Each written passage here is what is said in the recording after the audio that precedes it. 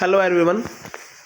जैसे कि आप सभी को पता है, डिप्लोमा इन फार्मेसी के स्टूडेंट्स बार बार यही मैसेज करके पूछ रहे हैं कि हमारा रजिस्ट्रेशन होगा या नहीं होगा, क्या हमारे लिए एग्जिट एग्ज़ाम जो होना था डिप्लोमा एग्जिट एग्ज़ाम वो होगा या नहीं होगा।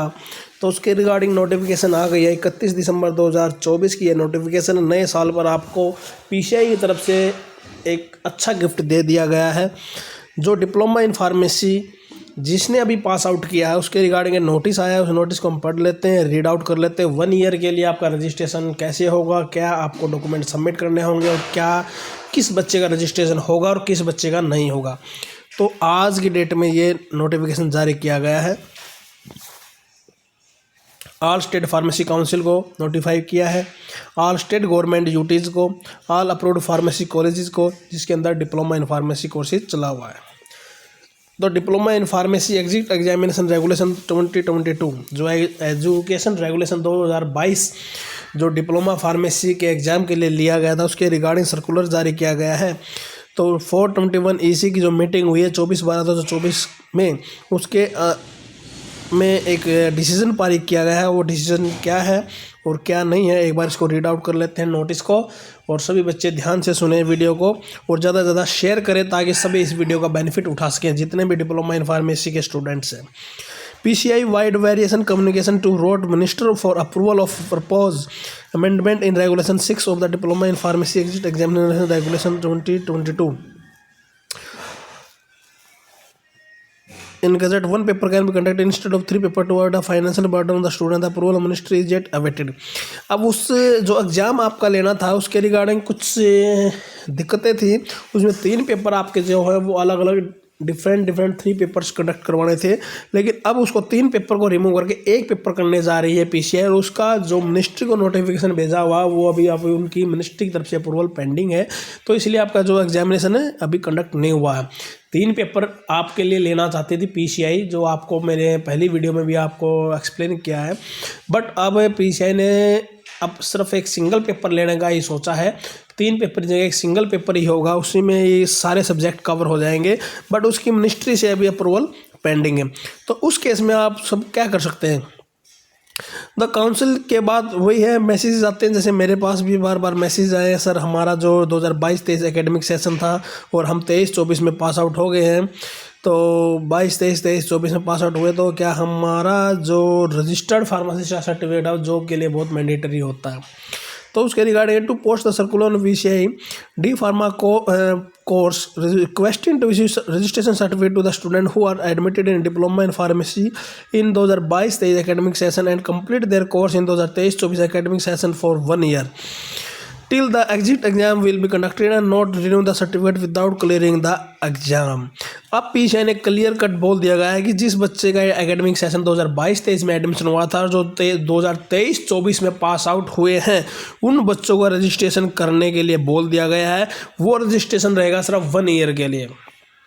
But condition is that renew के टाइम पर 1 ईयर के बाद जब रिन्यूअल का टाइम आएगा उससे पहले आपको एग्जाम क्लियर करना होगा। इट मीन्स क्या है कि 1 ईयर का एक एक्सटेंशन आपको मिल गई है। 1 ईयर एक्सटेंशन के बाद आपका एग्जाम तो मैंडेटरी है, एग्जाम तो होगा ही होगा।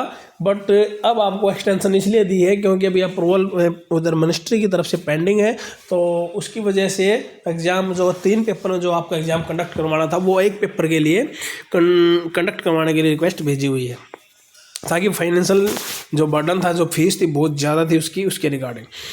तो फिर से मैं रिपीट कर देता हूँ। अब PCI ने क्या बोला कि जो उस बच्चे का एकेडमिक सेशन 2022-23 एकेडमिक सेशन में जिस बच्चे का एडमिशन हुआ था और जो 2023-24 एकेडमिक सेशन में पास आउट हुए हैं, तो स्टेट फार्मेसी काउंसिल को सभी को बोल दिया गया है कि उनका जो रजिस्ट्रेशन है वो 1 ईयर के लिए कर दिया जाए। जो आपका फार्मासिस्ट रजिस्ट्रेशन है वो 1 ईयर के लिए आपका वैलिड रहेगा। उसके बाद यदि आप रिन्यूअल के लिए जाएंगे तो रिन्यू करवाने से पहले आपको एग्ज़ाम क्लियर करना होगा और एग्ज़ाम उस 1 ईयर के इंटरनल आपका कंडक्ट हो जाएगा। क्लियर आगे। But subject to be condition, कुछ आपको ये लगता है कि नहीं बाद में ऐसा कोई डॉक्यूमेंट नहीं है, एक बार रजिस्ट्रेशन बनने के बाद रिन्यू होता रहेगा, हम करवा लेंगे, ऐसा कुछ नहीं है। तो उसके रिगार्डिंग एक ऐप से एक एफिडेविट लिया जाएगा, परफॉर्मा इसके साथ अटैच है। क्या परफॉर्मा वो भी हम बताएंगे। वो परफॉर्मा आपको एफिडेविट सबमिट करना होगा स्टेट फार्मेसी काउंसिल के अंदर जहाँ पे आप रजिस्ट्रेशन के अप्लाई करेंगे फॉर 1 ईयर ऑफ रजिस्ट्रेशन के लिए आपका सर्टिफिकेट रहेगा। वो क्या एफिडेविट है वो देख लेते हैं। लीजिए जी, अब जब भी आप फाइल अप्लाई करेंगे तो ये एफिडेविट आपका मस्ट है, आपको बनवाना होगा एफिडेविट और ये सबमिट करना होगा। इसके बिना आपकी फाइल सबमिट नहीं होगी स्टेट फार्मेसी के अंदर। टू द रजिस्ट्रार, देख लीजिए कैसे इसको फिल करना, कहाँ कहाँ पर क्या डालना है। To the registrar name the state pharmacy council, to the registrar same रहेगा।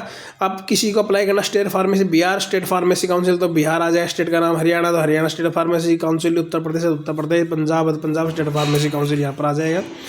अब आई नेम, नेम मीन्स आपका स्टूडेंट का नेम, जो बच्चा अपनी फाइल सबमिट करेगा उसका नाम।